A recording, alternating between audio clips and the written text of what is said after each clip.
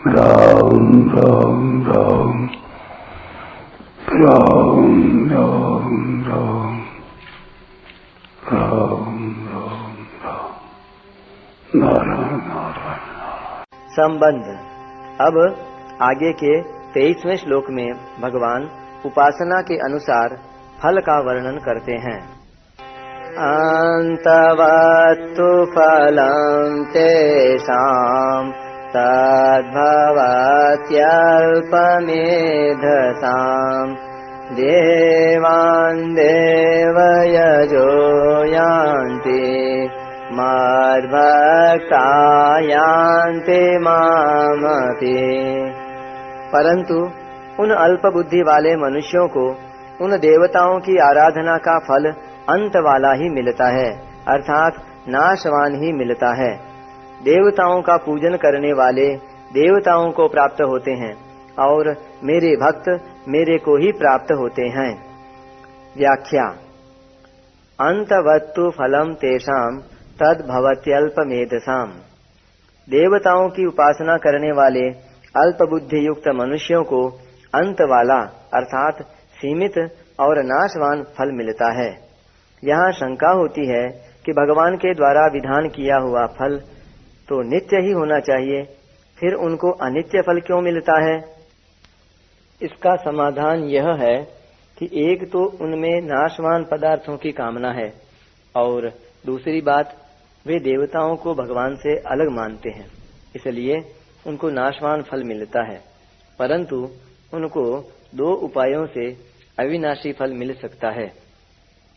एक तो वे कामना न रखकर निष्काम भाव से देवताओं की उपासना करें तो उनको अविनाशी फल मिल जाएगा, और दूसरा वे देवताओं को भगवान से भिन्न न समझकर अर्थात भगवत स्वरूप ही समझकर उनकी उपासना करें तो यदि कामना रह भी जाएगी तो भी समय पाकर उनको अविनाशी फल मिल सकता है, अर्थात भगवत प्राप्ति हो सकती है। यहाँ तत् कहने का तात्पर्य है कि फल तो मेरा विधान किया हुआ ही मिलता है, पर कामना होने से वह नाशवान हो जाता है।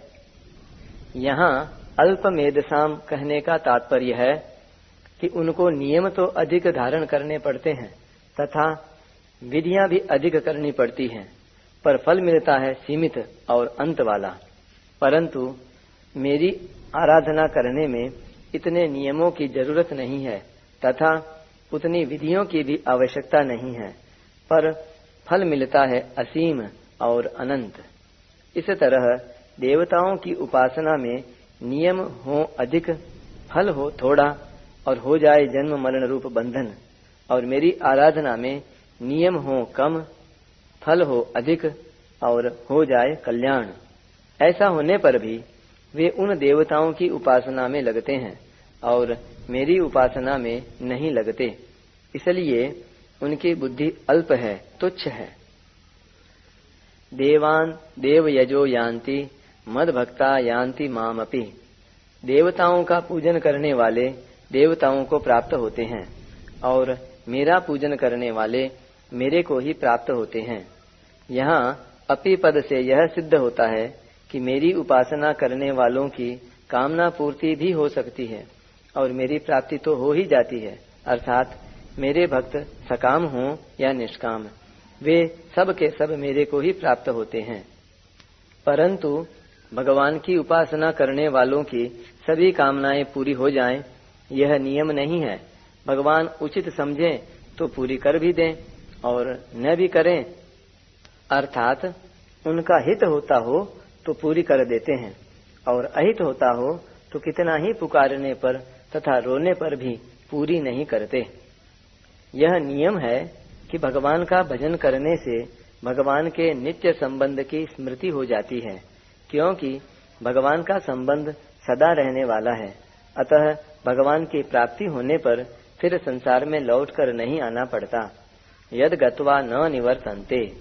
परंतु देवताओं का संबंध सदा रहने वाला नहीं है, क्योंकि वह कर्म जनित है। अतः देवता लोक की प्राप्ति होने पर संसार में लौटकर आना ही पड़ता है। क्षीणे पुण्ये मर्त्य लोकम विशन्ति। मेरा भजन करने वाले मेरे को ही प्राप्त होते हैं। इसी भाव को लेकर भगवान ने अर्थार्थी, आर्त, जिज्ञासु और ज्ञानी इन चारों प्रकार के भक्तों को सुकृति और उदार कहा है। यहाँ मद भक्ता यान्ति मामपि का तात्पर्य है कि जीव कैसे ही आचरणों वाला क्यों न हो, अर्थात वह दुराचारी से दुराचारी क्यों न हो, आखिर है तो मेरा ही अंश। उसने केवल आसक्ति और आग्रह पूर्वक संसार के साथ संबंध जोड़ लिया है। अगर संसार की आसक्ति और आग्रह न हो तो उसे मेरी प्राप्ति हो ही जाएगी। विशेष बात, सब कुछ भगवत स्वरूप ही है और भगवान का विधान भी भगवत स्वरूप है। ऐसा होते हुए भी भगवान से भिन्न संसार की सत्ता मानना और अपनी कामना रखना, ये दोनों ही पतन के कारण हैं। इनमें से यदि कामना का सर्वथा नाश हो जाए तो संसार भगवत स्वरूप दिखने लग जाएगा, और यदि संसार भगवत स्वरूप दिखने लग जाए तो कामना मिट जाएगी। फिर मात्र क्रियाओं के द्वारा भगवान की सेवा होने लग जाएगी। अगर संसार का भगवत स्वरूप दिखना और कामना का नाश होना दोनों एक साथ हो जाएं, तो फिर कहना ही क्या है। परिशिष्ट भाव, देवताओं की उपासना करने वाले तो अधिक से अधिक देवताओं के पुनरावर्ती लोकों में ही जा सकते हैं, पर भगवान की उपासना करने वाले भगवान को ही प्राप्त होते हैं। हाँ, अगर साधक की देवताओं में भगवत बुद्धि हो अथवा अपने में निष्काम भाव हो तो उसका उद्धार हो जाएगा, अर्थात वह भी भगवान को प्राप्त हो जाएगा। परंतु देवताओं में भगवत बुद्धि न हो और अपने में निष्काम भाव भी न हो तो उद्धार नहीं होगा। देवताओं की उपासना का दोष यह है कि उसका फल अंत वाला अर्थात नाशवान होता है, क्योंकि देवता खुद भी सीमित अधिकार वाले हैं। अतः जो भगवान को छोड़कर अन्य देवताओं की उपासना करते हैं वे अल्प बुद्धि वाले हैं।